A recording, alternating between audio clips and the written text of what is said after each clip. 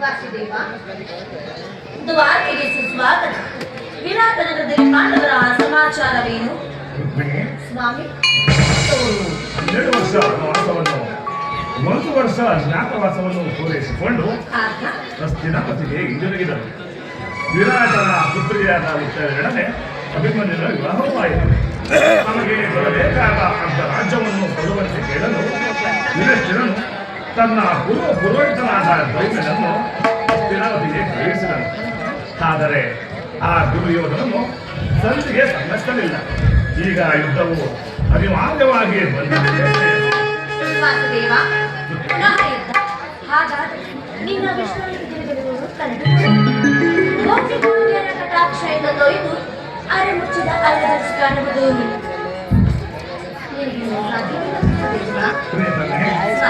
ಲೋಕ ಸೇವೆಯ ಅಲಕೆಯನ್ನು ಹೊತ್ತಾಗಲೇ ನನ್ನ ವಿಶ್ರಾಂತಿ ದಿನಗಳು ಕೊನೆಗೊಂಡವು. ನಾನೀಗ ಅದಕ್ಕಾಗಿ ಚಿಂತಿಸುತ್ತಿಲ್ಲ.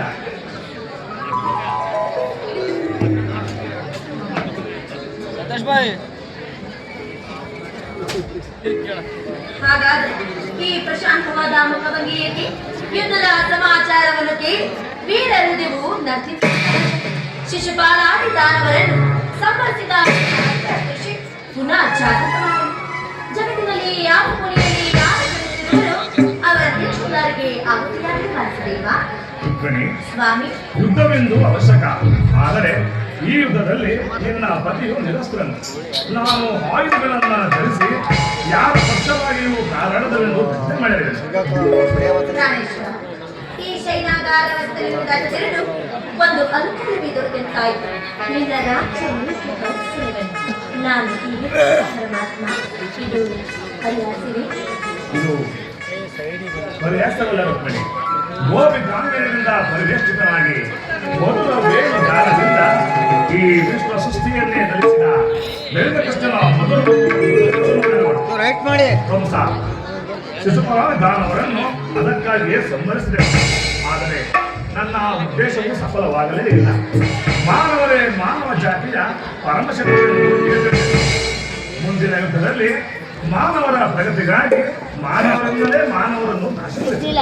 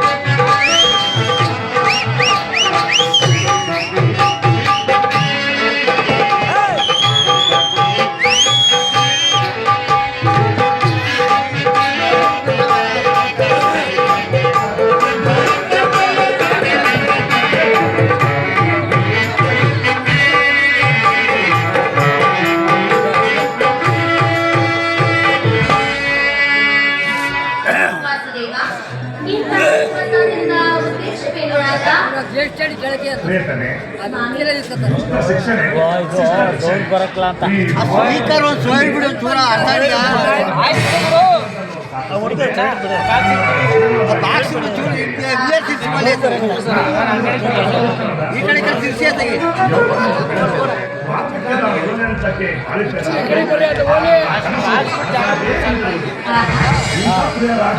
ಅಸಂಖ್ಯಾತ ದಾನವರನ್ನ ಅದಕ್ಕಾಗಿ ಸಂಭಾಷಣೆ ಆದರೆ ನನ್ನ ಉದ್ದೇಶವು ಸಫಲವಾಗಲಿಲ್ಲ ಸೇರಿಲ್ಲ. ಅಲ್ಲಿಗೆ ಬರಲ್ಲ? ಮಾಸ್ಟರ್ ಜೊತೆ ಮುಂದಿನ ಯುದ್ಧದಲ್ಲಿ ಮಾನವರ ಬೆಳಕಿನಾಗಿ ಈಗ ಬೆಳಿತೀಯಾ ಈಗ ಬೆಳಿತೀಯಾ ನೀನು ಹೋಗು ಪ್ರಯತ್ನ ನಾನು ಕ್ಷಣಕಾಲ ಮುಗಿಸಿದೆ ಪುನಃ ಎಚ್ಚರಗೊಳ್ಳುವುದರೊಳಗಾಗಿ ಈ ಭಾರತದ ಯುದ್ಧ ಅಥವಾ ಶಾಂತಿಯ ಪ್ರಶ್ನೆಯು ಈ ಮಂದಿರದಲ್ಲಿ ಬೇಕಾಗಿದೆ ನೀನು ಹೋಗು ಪ್ರಯತ್ನ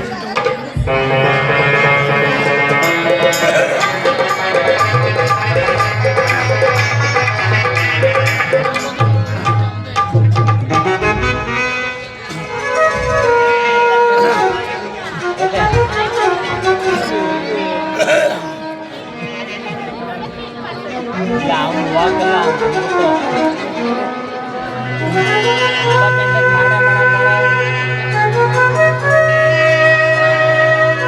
ಮಾಡ್ಬೇಕು